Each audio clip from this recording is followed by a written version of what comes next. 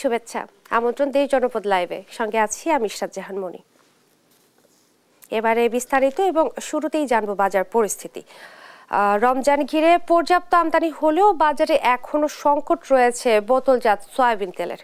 এ নিয়ে আরও জানাতে এই মুহূর্তে রাজধানীর কারওয়ান বাজার থেকে যুক্ত হচ্ছেন সহকর্মী ফাহিম ইউসুফ। ফাহিম, এখনো সংকট কেন এবং এই ব্যাপারে ব্যবসায়ীরা কি বলছেন, সেই সাথে আরও জানতে চাইবো যে অন্যান্য নিত্যপণ্যের দামের কি পরিস্থিতি এখন জানাবেন।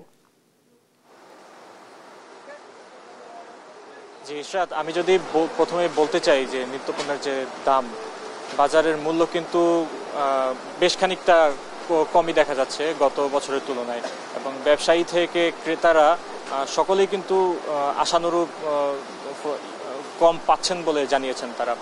আমি যদি প্রথমে একটু খেজুরের কথা বলতে চাই, যে বর্তমানে খেজুরের যে মূল্য রয়েছে 30 থেকে 40% শুল্ক প্রত্যাহার করায় কিন্তু অনেক ক্ষেত্রেই দেখা যায় আমাদের খেজুর এবং হচ্ছিল আমাদের যেসব ফলমূলের দাম রয়েছে সেগুলো অনেকটাই কম দেখা যাচ্ছে। কিন্তু এদিকে মাছ মাংসের বাজারে আমরা দেখতে পেয়েছি যে কিছু কিছু মাছের দাম বৃদ্ধি পেয়েছে, এবং প্রথম রোজা থেকে এ পর্যন্ত কয়েকটি রুই মাছ থেকে শুরু করে এরকম বড় মাছের ক্ষেত্রে দামগুলো বেশ খানিকটা বৃদ্ধি পেয়েছে। এছাড়া আমরা এখানে দেখতে পেয়েছি যে আপনার ভোজ্য তেল যে রয়েছে, ভোজ্য তেলগুলো পর্যাপ্ত সরবরাহ রয়েছে। সরবরাহ থাকায় কিন্তু তেমন কোনো পরিবর্তন আমরা লক্ষ্য করতে পারছি না, এখানে আগের মতোই রয়েছে। এবং ব্যবসায়ীরা আমাদেরকে যেটা জানাচ্ছিলেন যে রমজানের যে নিত্যপণ্যের জিনিসপত্রগুলো রয়েছে, বিশেষ করে মুদি পণ্যে কিন্তু দাম বাড়তি দামেই কিন্তু সবগুলো অপরিবর্তিত রয়েছে। তো আমরা এখন একজন ব্যবসায়ীর সাথে কথা বলে দেখব যে দামগুলো কেমন রয়েছে। বর্তমানে নিত্যপণ্যের দামগুলো আপনি কেমন দেখতে পাচ্ছেন? আমাদের এখানে আমরা সাদা মুদি দোকানদারি করি। আমাদের ডাল চাল সর্বপ্রকারের ডাল, যেমন ছোলা, খেসারি, মশারি, এগুলো অপরিবর্তিত আছে, এগুলো অপরিবর্তিত আছে। এগুলো কোনো দাম বাড়ে নাই, কোনোর দাম বাড়াও নাই, কোনোর দাম কমও নেই, এক স্থিতিশীল আছে। হ্যাঁ, স্থিতিশীল আছে। এগুলো আমরা এতটুকু পর্যন্ত জানি আমাদের কোনো পণ্যের দাম বাড়ে নাই, কমও নেই, আগের বছর স্থিতিশীল আছে, একের অবস্থায় আছে। কিন্তু এখানে মার্কেটে আজকে প্রথম রমজান, মার্কেটে কোনো বেচা বিক্রি নাই, তো জিনিসের দাম বাড়বে কি করে? আপনার কাছে আরেকটা জিনিস জানতে চাই যে ভোজ্য তেলের কি এখন কোনো সংকট দেখতে পাচ্ছেন কিনা, অথবা দাম কি বেড়েছে কিনা? দাম আমরা যে আগে যে দামে কিনতে হয়তো বৃষ্টি পড়ার জায়গা অনেক দামে কিনি, দাম কমে নাই। তেল কিন্তু অ্যাভেলেবেল আমদানি হইতেছে, প্রত্যেক দোকানে তেল উঠাইতেছে, বিক্রি করতেছে, তেলের কোনো সমস্যা নেই অনেক। আর আমরা দেখতে পেয়েছিলাম যে কারণ বাজারে অবৈধ মজুদ করা হয়েছিল কিছুদিন আগে তেলের, তো এইটা নিয়ে আপনার কি মনে হয় যে ব্যবসায়ীরা এই মজুদগুলো কেন যে মজুদ করছে, সে কিভাবে মজুদ করলে, আবার কিভাবে সে তার ব্যবসা চলে, তার দোকানটা চলে? আপনি তার 2023 সালের তেল তার দোকানে পাওয়া যায়, সেইটা ডেট ওভার, এই জিনিসটা তো বিষয় হয়ে গেছে। এই জিনিসটা তো কেউ না কারো করে বিক্রি করে মানুষের কাছে বিক্রি করতো, মানুষ নিয়ে এগুলো খাইতো, খাওয়ার পরে মানুষের রোগ হইতো, অনেক লোক ক্ষতিগ্রস্ত হইতো। সেই লোকের কিছু টাকা জরিমানা করে তাকে ছাইড়া দেওয়া হয়েছে। তো এই মজুদদারের অপরাধটা কি? তো যেটা শুনতে পাচ্ছিলেন যে আমরা ইফতারের পণ্য থেকে শুরু করে রোজা যেসব নিত্য পণ্যগুলো রয়েছে সেগুলোর কিন্তু দাম আমাদের সহনীয় পর্যায়েই রয়েছে। এছাড়া আমরা কাঁচা বাজারে যেটি লক্ষ্য করতে পেরেছি যে লেবু এবং বেগুনের কিন্তু দাম খুবই উত্তাপ ছড়াচ্ছে আমাদের বাজারে। তো এই ছিল আমার কাছ থেকে কারণ বাজার থেকে সর্বশেষ। ইশরাত, ধন্যবাদ আপনাকে। বাজারে সয়াবিন তেলের সংকট ও নিত্য পণ্যের বাজার পরিস্থিতি নিয়ে বলছিলেন কারওয়ান বাজার থেকে সহকর্মী ফাহিম ইউসুফ। কুমিল্লার বাজারে দাম কিছুটা ঊর্ধ্বমুখী হলেও স্বস্তি সবজির বাজারে। এদিকে ভোলায় এখনো স্বাভাবিক হয়নি সয়াবিন তেলের বাজার। এনে বিস্তারিত জানাতে সরাসরি যুক্ত হচ্ছেন সহকর্মী ছোটন সাহা এবং সুমন কবির। শুরুতেই যাব ছোটনের কাছে। ছোটন, দাম নিয়ে কি বলছেন ক্রেতা বিক্রেতারা এবং তেলের সংকট নিয়ে কি বলছেন ব্যবসায়ীরা, জানতে চাই। ইশরাত, আপনি যেমনটি বলছিলেন যে বাজারে কিন্তু সবজির দাম বলা যায় অনেকটা সহনীয় পর্যায়ে রয়েছে, তবে বেশি চড়া রয়েছে মাছ, মাংস এবং মুরগির দাম। আমরা খবর নিয়েছি খাসির মাংস কিন্তু বিক্রি হচ্ছে 1100 টাকা কেজি দরে এবং গরুর মাংস 750 টাকা দরে, যেগুলো গতকালকে রমজানের আগে যেগুলোর দাম কম ছিল সেটি কিন্তু বেড়েছে। অর্থাৎ খাসির মাংস বেড়েছে 100 টাকা এবং গরুর মাংসের দাম কিন্তু বেড়েছে 50 টাকা। অর্থাৎ বাজারে এসে ক্রেতারা কিন্তু অনেকটা হিমশিম খাচ্ছেন। তবে সবচেয়ে বেশি যে বিষয়টি নিয়ে বিপাকে পড়ছেন সেটি হচ্ছে সয়াবিন তেল। সয়াবিন তেল কিন্তু বাজারে পাওয়াই যাচ্ছে না, বোতলজাত সয়াবিন তেল বলা যায় একেবারে নেই। আর খোলা যে সয়াবিন তেল পাওয়া যাচ্ছে সেগুলোর কিন্তু বলা যায় যে দাম অনেকটাই চড়াও মূল্যে তাদের এই খোলা যে সয়াবিন তেল সেটি কিনতে হচ্ছে। গ্রামগঞ্জে এসব সয়াবিন তেল কিন্তু বিক্রি হচ্ছে আপনার 200 থেকে 220 টাকা। আমরা ক্রেতাদের সাথে কথা বলতে চাই, জানতে চাই নিত্যপণ্যের যে দরদাম এতে আপনাদের কাছে সহনীয় পর্যায়ে মনে হয় কিনা। আসসালামু আলাইকুম। আসছি আমি তোল কিনতে, বোতলজাত তোল বাজারে শূন্য। আসছি ইফতারের সময় তরমুজ কেনার জন্য, বাচ্চাদের শখের ফল হলো তরমুজ, তাও কেজি দর হিসাবে বিক্রি করতে আছে। অর্থাৎ আমাদের আয় যেটা আছে, আয়ের তুলনায় খরচের পালা যেই হারে লাগামহীন ভাবে বাড়ছে, তাতে আমরা অর্থাৎ পকেট কাটার মতো এক বলবে ডাকাতি বা পকেট কাটার মতোই মনে হচ্ছে। ধন্যবাদ।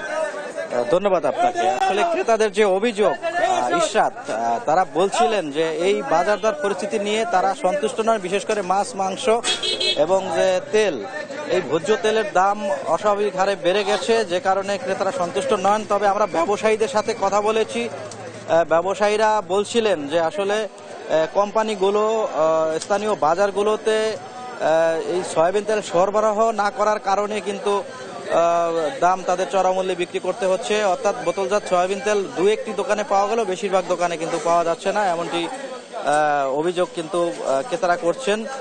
তো এ ছিল আমার কাছে ভোলার আজকের বাজার দর পরিস্থিতি। এখন আমরা যুক্ত হব কুমিল্লায়, সেখানে রয়েছেন আমাদের সহকর্মী সুমন কবির। সুমন কবির, আপনার সেখানকার বাজার দর পরিস্থিতি সম্পর্কে বিস্তারিত জানাবেন। জি সতীশ সাহেব, আপনি যেটা বলছেন আসলে কুমিল্লার বাজার পরিস্থিতি একই, তবে একটা বিষয় জানা যায় কুমিল্লার রমজান আসলে ভিত্তিতে তার আমরা গত সারা দেশে কুমিল্লাতে একই পরিস্থিতি। এই বিষয়ে জানাতে চাই, কুমিল্লা আসলে সবজি বাজার সুস্থ থাকলো, লেবু, শসা আর বেগুন একটু দাম বৃদ্ধি রয়েছে। সেই দিক থেকে কুমিল্লার বোতলজাত তেল আসলে সম্পদ রয়েছে, চালের দাম বৃদ্ধি পেয়েছে এবং রমজানে আমরা দেখেছি যে শসার দামটা বৃদ্ধি পেয়েছে। শসা, বেগুন আর লেবু 70 থেকে 80 টাকা, 40 থেকে 50 টাকা রয়েছে। এই বিষয়ে কথা বলতে চাই, আসলে মুদি বিক্রেতার সাথে কথা বলতে চাই। আসলে আপনাদের বোতলজাত তেলের সংকট রয়েছে, আপনার বোতল তেল কেন পাচ্ছেন না? দিতেছে এই সপ্তাহে মোটামুটি অর্ডার নিছে, মাল দিবে পাইনি। কি দাম বৃদ্ধি পেয়েছে? কি দাম বৃদ্ধি পেয়েছে? দাম তেমন বৃদ্ধি হয় না, একটু ডাউন বাজার, পেঁয়াজের বাজার একটু কম। যেটা বলছেন বোতলজাত তেল পাওয়া যাচ্ছে না, তবে অর্ডার দিয়েছে, এসবটা আসতে পারে। তো সেদিক থেকে যদি বলি কুমিল্লার যে বাজার পরিস্থিতি, আসলে আমি দেখেছি আসলে প্রত্যেক বাজারে অনেক উত্থান পতন হয়েছে এবং সেদিক থেকে তার সাথে কথা, আপনাদের বোতলজাত তেল পাচ্ছেন কিনা? আসলে যে তেলের যে সংকট, বাজারের মধ্যে সবচেয়ে সংকট হচ্ছে তেলের। এক দোকানে গেলাম, তেল দেয় না, দোকানদারে জিজ্ঞেস করলাম, বলছে যে তেলের সাথে নাকি ডাল, আটা, সুজি এগুলো নিলে তারপর তেল দেয়। এই তেলের সংকটের কারণে আজকে রোজার যে ইফতার করবো সেটাও সংকটে হয়ে দাঁড়াচ্ছে। যেটা বলছিলেন তেলের সংকটের বড় কোম্পানির সাথে কথা বলতে চাই, আসলে এটা কোম্পানি দিচ্ছে না, এটা কারণটা কি? কারণটা আমরা জানি না ভাই। দোকানদাররা বলে 1 বস্তা আটা, হাফ লিটার এক কারণ তেলের সাথে 1 বস্তা আটা নিতে, জুলুম করছে দোকানদার সেখানে মানুষের উপর জুলুম করছে। দোকানদার কোন দোষ নেই, আপনি ডিলার ঘরে বসে অপারেটে মাল বিক্রি করে, আমাদের কাছে সে নিউজ আছে। চলেন আপনি আমার সাথে ডিলার কাছে যাই, রূপচা ডিলার এদিকে সামনে, রূপচা ডিলার গায়ের নিচে অপারেটে মাল বিক্রি করে, এবং কি 1 বস্তার সাথে 1 বস্তা আটা নিতে হবে, দোকানদার ঘাড়ে চাইপা দেয়। দোকানদার কি করবে? দোকানদার ভর্তি করে দিবে? প্রত্যেকটা কুমিল্লা শহর ডিলার একমাত্র কুমিল্লা ডিলার ছাড়া প্রত্যেকটা ডিলার দোকানদারের উপর জুলুম করছে। এখনো জুলুম করছে। বাজার মার্কেটে এসে মাল দেয় না, তারা কি করে ঘরে বসে মাল বিক্রি করে। সবার কি সামর্থ্য আছে ঘরে বসে ওভারেটে মাল কিনে বিক্রি করার? কারো সমর্থক নেই, দুই একজন দোকানদারের সমর্থক আছে, দুই একজন দোকানদারের জন্য হাজার হাজার দোকানদারের ব্যবসার ক্ষতি করে দিচ্ছে, জনগণের ক্ষতি করছে। আসলে যেটা বলছেন ক্রেতাদের আসলে খবরের অনেক কিছু রয়েছে। কুমিল্লা বাজার বেতন দিয়েছে, বাজার মনিটরিং পর্যন্ত হচ্ছে না, যারা বর্তমানে বৃষ্টি আসছে না, সেগুলো সরকার বিস্তারিত। এই ছিল কুমিল্লা থেকে রমজান বাজার নিয়ে সর্বশেষ পরিস্থিতি। ঈশ্বর আপনাদেরকে ধন্যবাদ। কুমিল্লা এবং ভোলা থেকে সয়াবিন তেল এবং নিত্যপণ্যের বাজার পরিস্থিতি জানাচ্ছিলেন সহকর্মী ছোটন সাহা এবং সুমন কবির। ময়মনসিংহের রমজান উপলক্ষে জেলা এবং উপজেলা প্রশাসনের উদ্যোগে চলছে সুলভ মূল্যের হাট। এতে ভর্তুকি মূল্যে বিক্রি হচ্ছে গরুর মাংস, মুরগি, ডিম, তেল এবং ইফতারের যাবতীয় পণ্য। এতে স্বস্তি ফিরেছে নিম্ন আয়ের মানুষের মাঝে। বিস্তারিত জানাতে সরাসরি যুক্ত হচ্ছেন সহকর্মী ইলিয়াস আহমেদ। ইলিয়াস, সুলভ দামের এ বাজারে ক্রেতাদের ভিড় কেমন দেখছেন জানাবেন। আমি এখন দাঁড়িয়ে আছি ময়মনসিংহ জেলার ঈশ্বরগঞ্জ উপজেলায় রয়েছে, অর্থাৎ উপজেলা প্রশাসনের আয়োজনে কিন্তু পয়লা রমজান থেকেই শুরু হয়েছে এই সুলভ মূল্যের হাট কিন্তু শুরু হয়েছে। এই হাটটিতে আজকে কিন্তু একেবারেই মানুষের উপচে পড়া ভিড় আমরা লক্ষ্য করেছি, অর্থাৎ এই হাটটিতে গরুর মাংস, মুরগি এবং ইফতার সামগ্রীর যাবতীয় পণ্য সহ সব ধরনের পণ্য কিন্তু এই হাটটি থেকে সুলভ মূল্যে পাওয়া যাচ্ছে। অর্থাৎ আমরা দেখেছি 32টি স্টল কিন্তু এই হাটটিতে জায়গা করে নিয়েছে এবং তারা কিন্তু প্রত্যেকেই ভর্তুকি মূল্যে এইসব পণ্য কিন্তু তারা বিক্রি করছেন। এতে করে সাধারণ ভোক্তা যারা রয়েছেন তারা স্বস্তি প্রকাশ করেছেন এবং তারা বলছেন যে এই যে আয়োজক অর্থাৎ উপজেলা প্রশাসন তারা কিন্তু সেটিকে তারা স্বাগত জানিয়েছেন। অর্থাৎ আমরা সকাল থেকেই দেখেছি সাধারণ মানুষের দীর্ঘ লম্বা লাইন কিন্তু তারা বিশেষ করে গরুর মাংস ক্রয় করতে কিন্তু তারা এই লম্বা লাইনে দাঁড়িয়েছেন। আজকে কিন্তু 3টি ষাঁড় গরু সেখানে জবাই করা হয়েছে। অর্থাৎ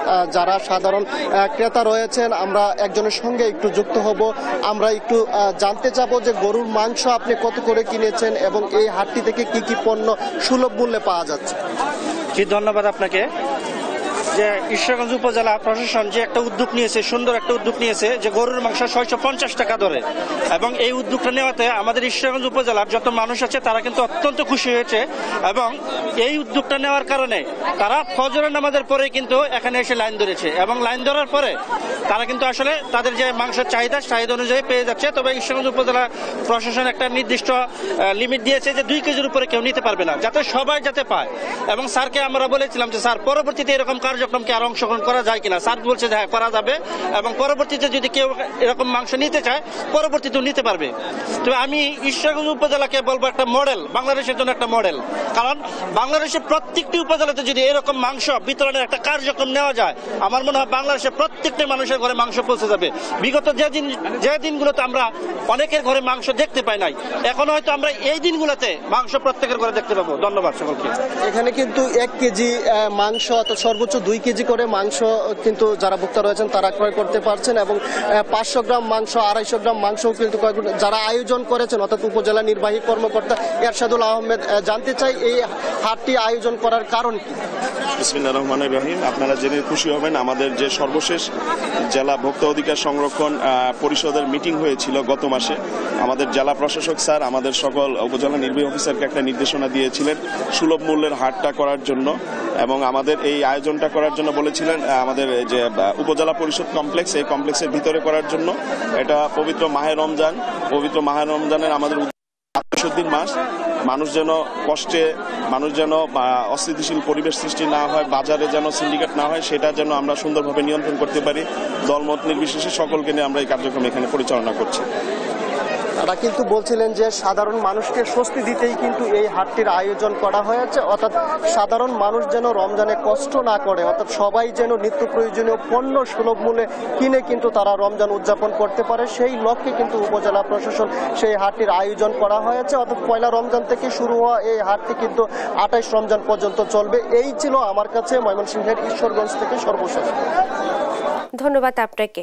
ময়মনসিংহে জেলা উপজেলা প্রশাসনের উদ্যোগে চলছে সুলভ মূল্যের হাট এবং এই ব্যাপারে বিস্তারিত জানাচ্ছিলেন সহকর্মী ইলিয়াস আহমেদ। জয়পুরহাটে হিমাগারে আলু সংরক্ষণ নিয়ে চরম বিপাকে পড়েছেন প্রান্তিক কৃষক। বিস্তারিত জানাতে সরাসরি যুক্ত হচ্ছেন সহকর্মী রেজাউল হক রেজা। রেজা, আলু সংরক্ষণে কৃষক কি কি সমস্যার সম্মুখীন হচ্ছেন বিস্তারিত জানাবেন। হ্যাঁ ইস্টাত, আমি এখন দাঁড়িয়ে আছি জয়পুরহাটের খেততাল উপজেলার নিশ্চিন্তা বাজারের পল্লী হিমাগারের সামনে। তো একটা বিষয় আমি জানিয়ে রাখি যে এখানে গত মাসের 20 তারিখের পর থেকে 20 তারিখ থেকে বা 18 তারিখ থেকে কিন্তু বিভিন্ন কোল্ড স্টোরে এই আলু সংরক্ষণের জন্য এখানকার কৃষকের কাছ থেকে আলু সরবরাহ করে হিমাগারে তারা মজুদের জন্য মানে রাখতেছে। তো একটা বিষয় জানিয়ে রাখি যে এবারে যে আলু যে আমাদের কৃষি বিভাগ যেটি জানিয়েছেন যে গত বছরের চেয়ে এই বছরে 6000 মেট্রিক টন আলু বেশি উৎপাদন হয়েছে। তো এবং কৃষকরা যেটি জানিয়েছেন যে তাদের এই যে বীজ এবং সার তার উচ্চ মূল্যে কিনতে হয়েছে, অর্থাৎ 2500 টাকা 2800 টাকার বীজ কিন্তু 5000 টাকা পর্যন্ত কিনতে হয়েছে। সারের ব্যাপারটিও ওরকমই, সার বেশি দামে কিনতে হয়েছে। তো সর্বোপরি আলুর বাজার যেটা 350 টাকার থেকে শুরু হয়ে আজকের বাজার কিন্তু 550 থেকে 600 টাকা পর্যন্ত বিক্রি হচ্ছে। অর্থাৎ এখানে যে কৃষকরা যে সমস্যায় পড়েছেন যে আলুর দাম বিক্রির সময় কম কিন্তু উৎপাদন খরচ বেশি, তারা যেটি জানিয়েছেন 40 থেকে 50,000 টাকা 1 বিঘা আলুতে বিক্রি করতে হয়েছে উৎপাদন খরচ, কিন্তু বিক্রি করতে হয়েছে 30 থেকে 35 টাকা। তো এখানে যে আলু সংরক্ষণের যে সমস্যা, তো এখানে সংরক্ষণের ব্যাপারে তো আপনারা কি কি সমস্যা? আমাদের যখন আমরা কৃষকরা যখন সার কিনতে সারের দাম বেশি, বেচতে গেলে আমাদের দাম নেই। 300 টাকা 400 টাকা মন আলু, এই বেশ আমরা সারের দাম তুলবো না পাটের দাম দেবো না হালের দাম দেবো, কিসের দাম দেবো আমরা? তারপরে আমরা আলু যে নিয়ে আসলে স্টোরে থুবো, সেই স্টোরেও আমাদের কত জাম। কালকে আসিছি আমরা স্টোরে আলু থোয়ার জন্য, এখনো থুতে পারিনি, সিরিয়াল ধরে আমরা আছি।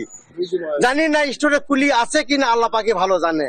ওরা বলছে আমরা নিচ্ছি আর নিব এখন বলতে বলতে আমাদের আলু কালকে আছে 10টার সময়, এখন মধ্যে আমাদের কোনো আলু স্টোরে। ধন্যবাদ। তো এখানে যেটি সমস্যা হয়েছে যে রাস্তার দুপাশে প্রত্যেকটি কোল্ড স্টোরে কিন্তু এরকম ভাবে লম্বা লাইন কিন্তু মানে এখানে হচ্ছে। কিন্তু এখানে আরেকটা বিষয় জানিয়েছেন যে ব্যবসায়ীদের সঙ্গে কোল্ড স্টোরের একটি যোগ সদস্যে নাকি অভিযোগ করেছেন কৃষকরা যে তাদের কৃষকদের আলু কম ঢুকানো হচ্ছে। এই ছিল আমার জয়পুরহাট থেকে আলুর পরিস্থিতি নিয়ে সর্বশেষ।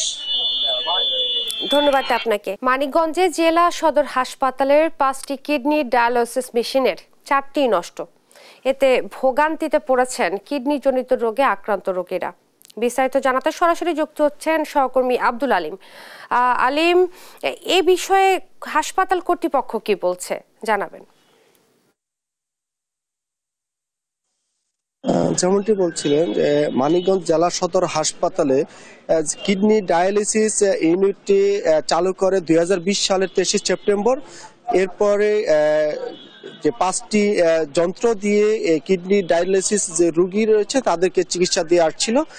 গত বছরের 24 সালের জানুয়ারিতে প্রথমে 2টি ডায়ালিসিস যে মেশিন রয়েছে সেটি নষ্ট হয়। পরবর্তীতে 15 জানুয়ারি আরো যে 3টি মেশিন, তার মধ্যে 2টি নষ্ট হয়ে যায়। তো এরপরে কিন্তু কিডনি রোগীরা ভোগান্তিতে পড়ে, তাদের ডায়ালিসিস তারা করতে পারছেন না জেলা সদর হাসপাতালে। তো এতে আমরা কথা বলেছি কিডনি রোগে যারা আক্রান্ত রয়েছে রোগীদের এবং রোগী স্বজনদের সাথে, তারা যেটি বলছেন যে এই সরকারি জেলা হাসপাতালে কিডনি রোগী যারা রয়েছে তারা ডায়ালিসিস করতে খরচ হতো 400 টাকা। তো এখন সদর হাসপাতালে এই সেবাটি বন্ধ থাকার কারণে তাদেরকে বেসরকারি ক্লিনিক এবং বেসরকারি হাসপাতালে গিয়ে তাদেরকে ডায়ালিসিস করতে হয়। এতে তাদের খরচ হচ্ছে 1200 টাকা। তো অনেকে যে ঢাকা গিয়ে এই ডায়ালিসিস করতে তাদেরকে আরো অতিরিক্ত কিন্তু অর্থ গুনতে হচ্ছে। তারা কিন্তু যেটি বলছেন যে এই ডায়ালিসিস ইউনিটটি কিডনি রোগীদের জন্য কিন্তু একটি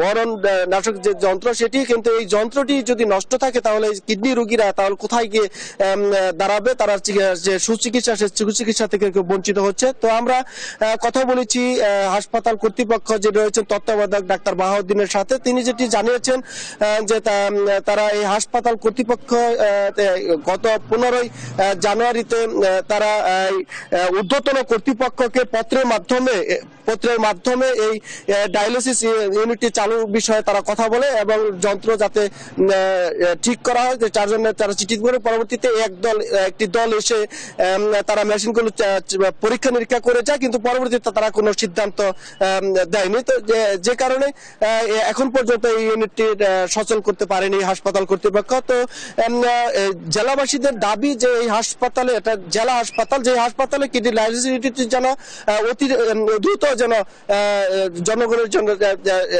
চালু করে এবং এই যন্ত্রগুলো সচল করে তার ব্যবস্থা নেয়। তো এই ছিল আমার কাছে জেলা সদর হাসপাতাল থেকে কিডনি ডায়ালিসিস যে ইউনিটটি মেশিন নষ্টের কারণে যে বন্ধ তার সর্বশেষ খবর।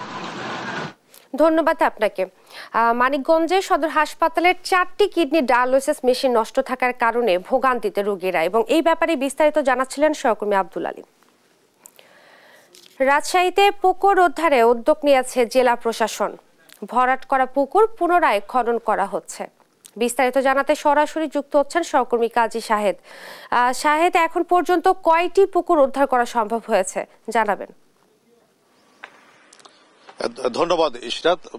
এখন পর্যন্ত একটি পুকুরকেই পুনঃখননের যে উদ্যোগ জেলা প্রশাসন নিয়েছে সেটির কার্যক্রম চলছে। বলা যায় যে রাজশাহীকে একসময় পুকুরের শহর বলা হলেও বহু পুকুর ভরাট হয়ে গেছে। এ নিয়ে বিভিন্ন সংগঠন আন্দোলন করলেও পুকুর ভরাট কিন্তু বন্ধ করা যায়নি। তবে একটি আশার খবর হলো যে জেলা প্রশাসন দেরিতে হলেও এরকম একটি উদ্যোগ নিয়েছে, যে একটি পুকুরকে, যেটি জোড়া পুকুর নামে পরিচিত রাজশাহীর এই পুকুরটি, সেটি তারা আগের অবস্থায় ফিরিয়ে আনতে গতকাল থেকে এই উদ্যোগটি শুরু করেছেন সহকারী কমিশনার ভূমি অভিজিৎ সরকার। যেটি জানিয়েছেন যে ম্যাপ অনুযায়ী যে পরিমাণ এই পুকুরটি আছে সেটিকে পুনঃখনন করতে যেটুকু উদ্যোগ নেওয়া দরকার তারা সেটি নিয়েছেন, এবং রোববার থেকে আবারও এটি খনন কাজ শুরু হবে এবং পুকুরটিকে আগের অবস্থায় ফিরিয়ে আনা হবে। এছাড়া সরকারি তালিকায় থাকা অন্য পুকুরগুলির ব্যাপারেও একই পদক্ষেপ নেওয়া হবে বলে জেলা প্রশাসনের পক্ষ থেকে জানানো হয়েছে। আমরা পুকুর এবং পরিবেশ নিয়ে কাজ করে পুকুর রক্ষায় যারা কাজ করছেন এরকম একজন সংগঠক শামিউল, তার সঙ্গে একটু কথা বলতে চাই। আপনার কাছ থেকে একটু জানতে চাই, আপনারা দীর্ঘদিন ধরে পুকুর সংরক্ষণের দাবি জানিয়ে আন্দোলন করে আসছেন, স্মারকলিপি দিয়েছেন, মানববন্ধন করেছেন। একটি পুকুর অন্তত উদ্ধারের জন্য জেলা প্রশাসন উদ্যোগ নিয়েছে, এটিকে আপনি কিভাবে দেখছেন? প্রথমে ধন্যবাদ জানাচ্ছি ইউথ অ্যাকশন ফোর্স সালতেন জিয়াসের পক্ষ থেকে রাজশাহী জেলা প্রশাসন এবং নির্বাহী ম্যাজিস্ট্রেটকে, যারা এই উদ্যোগটি নিয়েছেন যে রাজশাহীতে অন্ততপক্ষ একটি পুকুর হলেও তারা পুনঃখননের মধ্য দিয়ে একটা যুগান্ত করে নিদর্শন সৃষ্টি করেছেন, সেজন্য আমি ধন্যবাদ জানাচ্ছি। এবং আমরা খুবই আশাবাদী যে আমরা আসলে এক পর্যায়ে আন্দোলন করতে আশাহত হয়ে গেছিলাম যে রাজশাহীতে বোধহয় পুকুরগুলো আমরা রক্ষা করতে পারবো না, কিন্তু সেই জায়গায় আমাদের জেলা প্রশাসন বা আমাদের ভূমি মন্ত্রণালয় থেকে আমাদেরকে একটু আশার কিরণ দিয়েছে। এই পুকুরটি খননের মাধ্যম দিয়ে উদ্যোগ নিয়েছে, আমরা খুশি। এবং আমরা চাই যে রাজশাহীতে যে 952টি পুকুর যে তালিকাভুক্ত আছে জেলা প্রশাসন, সেই 952টি পুকুরকেই পুনঃখনন করা হোক এবং তাকে পূর্বের পরিস্থিতিতে ফিরিয়ে দেওয়া হোক। এবং আমরা এর জন্য রাজশাহীতে যে আপামর জনগণ আছে তাদেরকে সাথে নিয়ে আমরা ইউথ অ্যাকশন ফর সোশ্যাল ইয়াস আন্দোলন করে যাচ্ছি এবং আন্দোলন করে যাব। ধন্যবাদ আপনাকে। আমরা কথা বলছিলাম সেটি হলো যে তারা দীর্ঘদিন থেকে এই পুকুর নিয়ে এবং পরিবেশ রক্ষায় তারা নানা রকমের উদ্যোগ নিয়েছেন। এই যে একটি পুকুর উদ্ধারের প্রক্রিয়া ইতিমধ্যে জেলা প্রশাসন শুরু করেছে, অন্য পুকুরগুলি এভাবে পর্যায়ক্রমে উদ্ধার হবে এমনটি প্রত্যাশা তাদের। তো এই ছিল রাজশাহী থেকে ইসহাক, আমার কাছে সর্বশেষ। ফিরছি আপনার কাছে। ধন্যবাদ আপনাকে। রাজশাহীতে পুকুর উদ্ধারে উদ্যোগ নিয়েছে জেলা প্রশাসন এবং এই ব্যাপারে বিস্তারিত জানাচ্ছিলেন সহকর্মী কাজী শাহেদ। বগুড়ার নওদাপাড়া থেকে তেলিহাটা পর্যন্ত 11 কিলোমিটার এলাকায় 9,44,00,000 টাকা ব্যয়ে বাড়ানো হয়েছে করতোয়া নদীর খনন কার্যক্রম। বিস্তারিত জানাতে সরাসরি যুক্ত হচ্ছেন সহকর্মী সঞ্জু রায়। সঞ্জু, মোট কত কিলোমিটার এলাকায় এই নদী খননের কাজ চলছে জানাবেন? দখল দূষণে অস্তিত্ব হারাতে বসা ঐতিহ্যের করতোয়া নদীর প্রাণ ফেরাতে গত বছর থেকে কিন্তু করতোয়ার 17 কিলোমিটার এবং এর পাশেই সুবিল খালের 27 কিলোমিটার, মোট 44 কিলোমিটার এলাকা 47 কোটি 13 লক্ষ টাকা ব্যয়ে খনন এবং বগুড়ার যে এসপি ব্রিজ রয়েছে সেখান থেকে জেলা প্রশাসক কার্যালয়ের 730 মিটার স্লোপ প্রোটেকশন এবং ওয়াকওয়ে নির্মাণের কাজ কিন্তু শুরু হয়েছে, যা আগামী জুন মাসে কিন্তু শেষ হওয়ার কথা রয়েছে। এর মাঝে একটি সুখবর এসেছে উঠেছে সেটি হচ্ছে যে এই প্রকল্পেরই উদ্বৃত্ত আরো 9,44,00,000 টাকা দিয়ে কিন্তু নওদাপাড়া থেকে তেলিহারা পর্যন্ত করতোয়া নদী খননের উদ্যোগ নিয়েছে পানি উন্নয়ন বোর্ড, যাতে কিন্তু নতুন করে এই নদীকে ঘিরে আসার সঞ্চার হয়েছে এই এলাকার মানুষের মাঝে। আসলে ইশরাত, এখানে বারংবার প্রশ্ন এসেছে, বছরের পর বছর দখল এবং দূষণকারীরা যখন গলা টিপে হত্যা করেছে এই নদীটিকে, তখন 2018 সালে 36 জন দখলদারের কিন্তু তালিকা প্রণয়ন করলেও এখনো কিন্তু সেই দখলদারদের উচ্ছেদ করতে দেখা যায়নি। শুধু তাই নয়, নদী যে খনন হচ্ছে এখন দখলদারদের আবারও সেই তালিকা হালনাগাদ করে দখলদারদের উচ্ছেদ করা হবে কিনা সেটিও কিন্তু প্রশ্ন উঠেছে। আমরা একটু সরাসরি কথা বলবো বাপার বগুড়ার সাধারণ সম্পাদক জিয়াউর রহমানের সাথে। করতোয়া নদী খনন হচ্ছে 17 কিলোমিটার থেকে বেড়ে 28 কিলোমিটার হলো, নতুন কোনো সম্ভাবনা দেখছেন কিনা, প্রতিবন্ধকতা কোথায়? করতোয়া নদীটির এই প্রকল্প গ্রহণ করার জন্য পানি উন্নয়ন বোর্ড এবং প্রশাসনকে আমি ধন্যবাদ জানাই। এটা সাধুবাদ জানাতেই হয়, কারণ এই নদীটিকে দীর্ঘদিন পর একটি খনন কার্যক্রম শুরু হয়েছে, কিন্তু আমাদের বগুড়াবাসীর যে আশা, যে আকাঙ্ক্ষা ছিল যে নদীটিকে পুরোটাই খনন করতে হবে এবং অবৈধ দখলদারদের উচ্ছেদ করতে হবে, সেই উচ্ছেদের মাধ্যমে নদীটি আবার পুনরায় সেই পানির প্রবাহ ফিরে আসবে, নদীর সৌন্দর্য বৃদ্ধি হবে, জীববৈচিত্র্য রক্ষা পাবে। এটাই আমাদের বগুড়াবাসীর। ধন্যবাদ আপনাকে। ইশরাত, আপনি শুনছিলেন, আসলে সকলেরই এখন প্রত্যাশা যে কোনো মূল্যেই দখলদারদের উচ্ছেদ করে আবারও প্রাণ ফেরানো হোক এই করতোয়ায়, এবং এই প্রকল্প যেহেতু শুরু হয়েছে একটি ইতিবাচক সমাপ্তি আসুক, এটি সকলের আশা। বগুড়া করতোয়া নদীর তীর থেকে আমার কাছে এটি ছিল সর্বশেষ। ধন্যবাদ আপনাকে। বগুড়ায় করতোয়া নদীর খনন কার্যক্রম বাড়ানো হয়েছে, এই ব্যাপারে বিস্তারিত জানাচ্ছিলেন সহকর্মী সঞ্জু রায়। বাংলাদেশের সর্বোচ্চ বেসামরিক সম্মাননা স্বাধীনতা পুরস্কার 2025-এ ভূষিত করা হচ্ছে ছাত্রলীগের নির্যাতনে নিহত বুয়েট শিক্ষার্থী আবরার ফাহাদকে। এ নিয়ে বিস্তারিত জানাতে কুষ্টিয়া আবরার ফাহাদের বাড়ি থেকে যুক্ত হচ্ছেন সহকর্মী নাহিদ হাসান তিতাস। নাহিদ, স্বাধীনতা পুরস্কার পাওয়া নিয়ে তার পরিবারের প্রতিক্রিয়া কি জানাবেন? ইশরাত, কুষ্টিয়ার কৃতি সন্তান আবরার ফাহাদ, আসলে এই নামটি আসলেই কিন্তু প্রথমে মনে হয় 2019 সালের 6 অক্টোবর রাতে ছাত্রলীগের নেতাকর্মীদের যে অমানবিক নির্যাতনের দৃশ্যপট, অর্থাৎ রাত ভোর শেরেবাংলা হলে বুয়েটের, যেখানে আবরার ফাহাদকে নির্যাতনের মাধ্যমে হত্যা করা হয়। আমি রয়েছি সেই আবরার ফাহাদের কুষ্টিয়ার বাসায়, আমার সাথে রয়েছেন তার মা এবং বাবা। আসলে এখন এই সন্তানের শুধু স্মৃতি নিয়েই কিন্তু বেঁচে আছে তার বাবা মা। আসলে তাদের অনুভূতি জানতে চাই। তাকে রাষ্ট্রীয়ভাবে সম্মাননা দেওয়া হচ্ছে, মরণোত্তর স্বাধীনতা পুরস্কার দেওয়া হচ্ছে। আমি আবরার মায়ের সাথে একটু কথা বলতে চাই। আসলে আমরা জানি সন্তানকে হয়তো ফেরত দেওয়া সম্ভব হবে না, তারপরেও রাষ্ট্র তাকে সম্মাননা দিচ্ছে, সর্বোচ্চ পুরস্কার দিচ্ছে, স্বাধীনতা পুরস্কার দিচ্ছে। আসলে আপনাদের কেমন লাগছে এটি? আমি প্রথমে মহান রাব্বুল আলামিনের প্রশংসা করছি। আসলে এই যে আমার সন্তান, তারপর সন্তান নেই, তারপরে এই যে রাষ্ট্রীয় একটা পদক ওকে দেয়া হচ্ছে, এটা মানে রাষ্ট্রের যারা বর্তমান ক্ষমতাধীন বা যারা বিভিন্ন প্রশাসনে আছেন তাদের প্রতি আমি কৃতজ্ঞতা জ্ঞাপন করছি। এই সাথে এই যে এদেশের সাধারণ জনগণ, মিডিয়া, আইন প্রশাসনে যারা আছে, সবার প্রতি এই যে এই ভালোবাসার কথা মানে কিভাবে আমরা বলবো, এটা হয়তো ছেলে ফিরে পাবো না, কিন্তু তারা এই যে আমার ছেলের জন্যই, ছেলের প্রতি ভালোবাসা থেকে এই যে আমাদেরকে এইভাবে যে সম্মান দিচ্ছে, ইচ্ছে বড় পাওয়া কিছু নেই। আর এই জন্য আমি রাষ্ট্রের যারা অধীনে এবং প্রত্যেকের কাছে আমরা কৃতজ্ঞতা। ধন্যবাদ। আমার সাথে আবরার ফাহাদের বাবা রয়েছে। আসলে সন্তান স্বাধীনতা পুরস্কার পাচ্ছে, হয়তো সন্তানকে ফিরে পাওয়া যাবে না। আসলে এই যে দেশের সর্বোচ্চ বিদ্যাপীঠে এভাবে নৃশংসভাবে হত্যা করা হয়েছে আপনার সন্তানকে, আসলে এর বিষয়টা নিয়ে কোনো মেসেজ দিবেন কিনা দেশবাসীকে? আসলে আবরার ফাহাদকে যেভাবে হত্যা করা হয়েছে, একটি রাতে 5 থেকে 6 ঘন্টা তাকে পিটাই যেভাবে মারা হয়েছে, তা আমাদের কাছে রাষ্ট্রের কাছে একটা আবেদন থাকবে, ভবিষ্যতে এই ধরনের ঘটনা যেন না ঘটে এবং কোনো মায়ের বুক যেন, বাপ মায়ের বুক যেন আর খালি না হয়। যারা লেখাপড়া করতে যাবে তারা শুধু লেখাপড়াই করে, কোনো রাজনীতি কিংবা উন্নয়নের সাথে জড়িত না হয়।